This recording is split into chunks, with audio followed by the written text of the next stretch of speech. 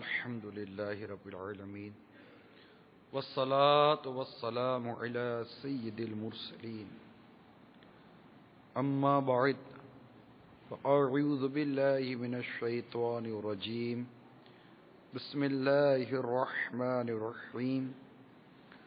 الصلاة والسلام عليك يا رسول الله وعلى آلك وأصحابك يا حبيب الله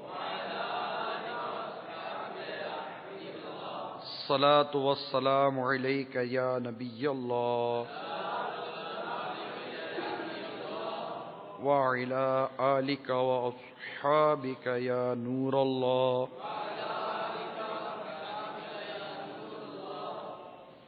رحمت عالم نور مجسم شاہ بنی آدم رسول محتشم صلی اللہ تعالی علیہ وآلہ وسلم کا فرمان عظمت نشان ہے،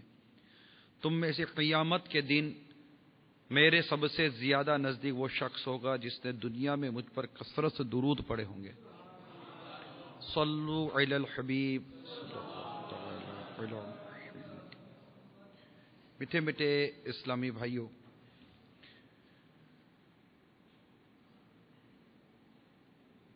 ہمارے بیان کا موضوع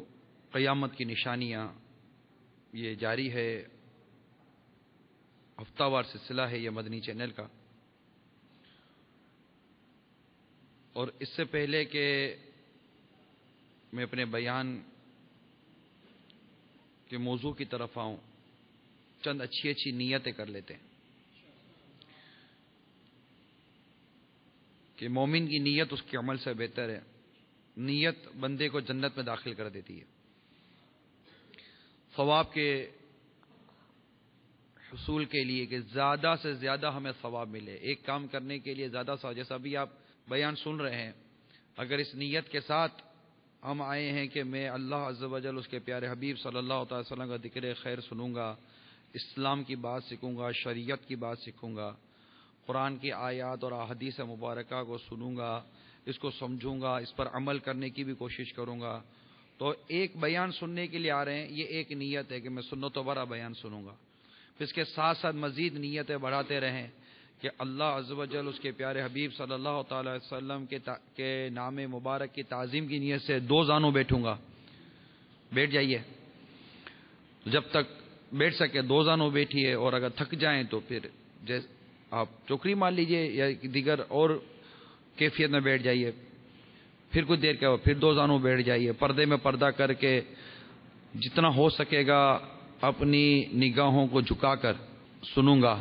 توبو الی اللہ، صلو علی الحبیب کہا گیا تو استغفار و درود پاک بھی زبان سے ادا کروں گا، ہو سکا تو اتنی آواز سے کہ کہنے والے کے کان بھی سن لیں کہوں گا، اور اس میں دل جوئی کی نیت بھی کر لوں گا کہ جس نے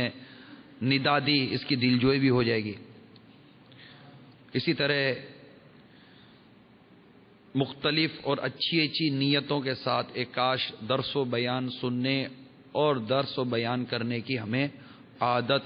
نصیب ہو جائے۔ قیامت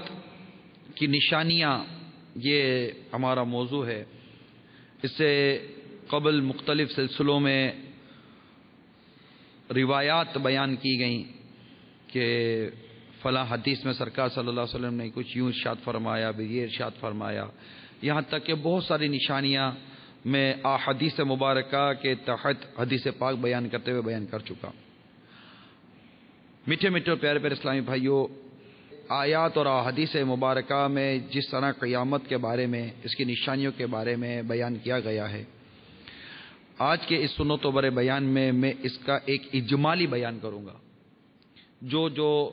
آیات اور روایات سے مستفاد جو نکالا گیا علماء نے لکھا، تاکہ ہمارے سامنے ایک نظر میں قیامت کی نشانیاں اور قیامت کیسے قائم ہوگی یہ آ جائے ایک نظر میں، کہ اگر ہم کوئی ایک بیان سنیں تو اس پورے بیان کے اندر ہمارے سامنے قیامت کی نشانیاں بھی آ جائیں اور قیامت کیسے قائم ہوگی یہ بیان بھی آ جائے۔ انشاءاللہ عز و جل آج اس نیت کے ساتھ میں بیان کرنے کی کوشش کروں گا۔ میٹھے میٹھے پیارے پیارے اسلام بھائیوں، بے شک زمین اور آسمان، جن و انس سب ایک روز فنا ہونے والے ہیں، صرف ایک اللہ وحدہ لا شریک کے لیے ہمیشگی و بقا ہے۔ جیسا کہ سورہ رحمان جو 27ویں پارے میں ہے، اس کی آیت نمبر 26 اور 27 میں بھی ارشاد ہوا،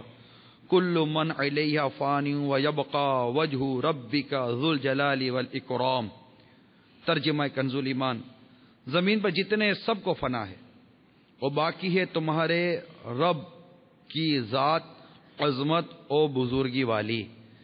اسی طرح پارہ 20 سورہ قصص کی آیت نمبر 88 میں بھی ارشاد ہے، ترجمہ کنز ایمان، ہر چیز فانی ہے سوا اس کی ذات کے، اس کا حکم ہے اور اس کی طرف پھر جاؤ گے۔